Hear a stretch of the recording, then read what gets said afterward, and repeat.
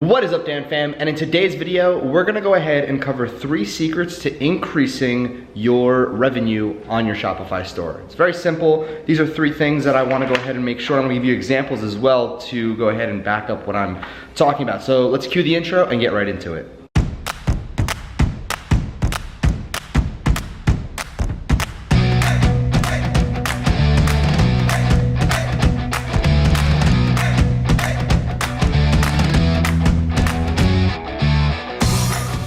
Now, before I go ahead and dive into this, I just want to let you know everything that you're about to see here is stuff that I've tested, it's proven, and these are sites that I own, so I'm gonna go ahead and show you different variations of a few different things. But if you haven't done so yet, make sure you follow me on Instagram and you subscribe for more videos like this. Toss me a thumbs up.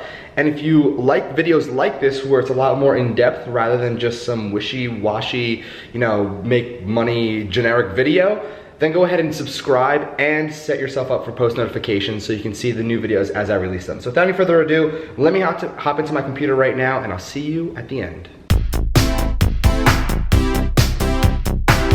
So the first thing you want to go ahead and do is images of the particular product. Now, images of the particular product while it's in use. This is very, very important. A lot of times people will just show an image like this and call it a day. And that's not good enough to do all the selling for you. You want to go ahead and show before and afters. You want to show the product in use, whatever it is. So that's one tip that a lot of store owners tend to forget, is that a lot of times people want to see the actual before and after, or what happens when they buy the product. Because at the end of the day, they're not buying this just to buy it, right? They want to buy the product for the product to do something for them. So this is the image that I go ahead and start off with, and this product sells pretty well actually. And aside from the fact that it shows the particular product that they're going to be getting, it also shows, as you can see on the image, after use, what happens to the particular user after they use the particular product. So that's one thing that I want to go ahead and just talk about is images of the product in use is very important. Now, you don't need to use the images right inside of the default images right over here. You can actually have them in the description as well. So if we take a look at another site right over here, this is another one of mine, you can see that the images, all right, in use are a part of the actual kit itself. But then if we have features, what's included, ingredients, these are also other images as well, benefits, if you will, of the particular product. So it shows what they're going to be receiving, the ingredients, what's included. So I use a lot of imagery in the description over here as well. So images of the product in use is very important, and you need to convey what the product is going to do for the user. They're buying it for a certain reason, and that reason you should be conveying through images as well. It'll help sell the particular product. So let's move on to number 2. So I'm going to go ahead and use this same exact product right over here, and what you need to do is include scarcity or some type of sales boosters on your product page.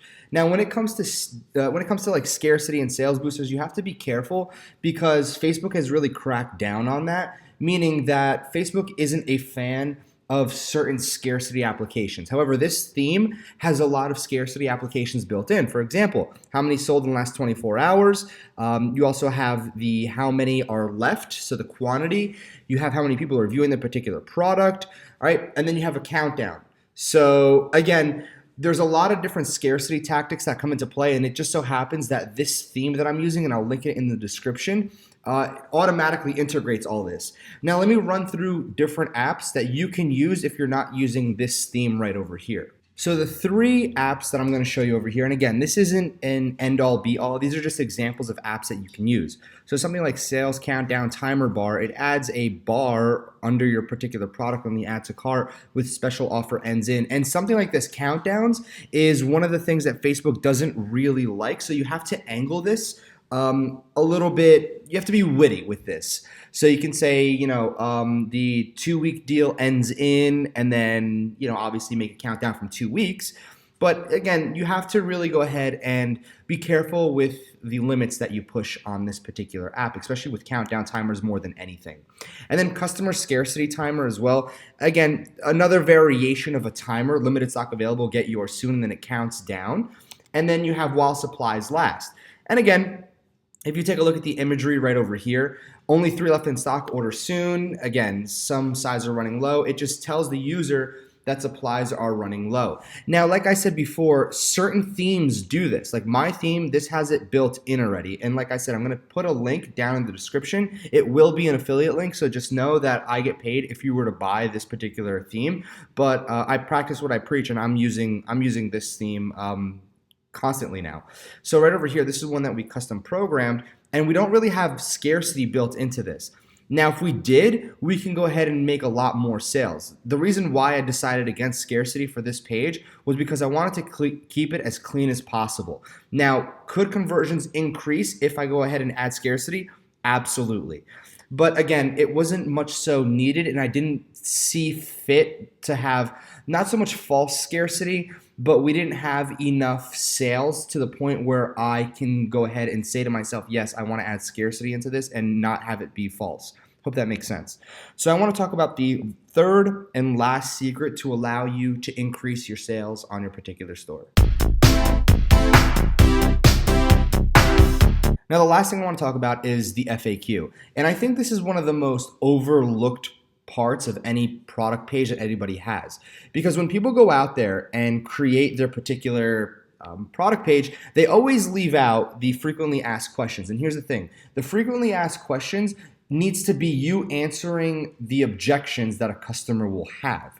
Now, for example, like teeth whitening kit, for example, I would take objections and, like how fast can I get my teeth white with your product?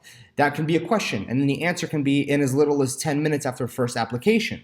So right away, your FAQ section needs to tackle objections that your potential customer may have. But then there's a problem that arises, and this is one that I found, is that in every single store, this one is very niche down. However, if I have a generic store and I have 300 products, it's extremely difficult to go and have tons of questions for 300 different products. There's so many different things that you need to cover and think about. So rule of thumb, if you have a generic store, I would say 5 questions and answers that are very pressing for the particular product. Like this one right over here, Auto Pro Scratch Magic Eraser. It can be like, what color vehicle does this work for? The answer can be any. It can also be what make and model does this vehicle or does this product work for? It could be any. So, stuff like that is what you have to think about. But when people are starting to order your product, you're going to get a lot more feedback, and all the questions you receive from your product, you can just put them on the FAQ page. It's pretty simple. So those are the 3 secrets to going ahead and increasing sales on your Shopify store that I can directly tell you will have a very big impact on your sales as well. I actually want to go ahead and show you a great example of a particular product page where a lot of this is happening at one time. So here's a great example of one of the pages that I personally like. So you can see all the products, and more than anything, in the description, you can see all the products or the product in use. Not only that, it's color-coded. Now, the only thing that I don't like about this particular product and this product page is that everything's on the right-hand side.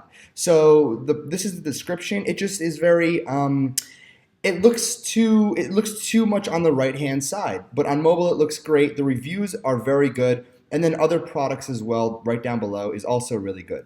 But this is a great description, okay? So this is an absolutely incredible description showing the product in use, letting the users know about the features and benefits, having the add to cart bar at the top. There's a lot done right over here.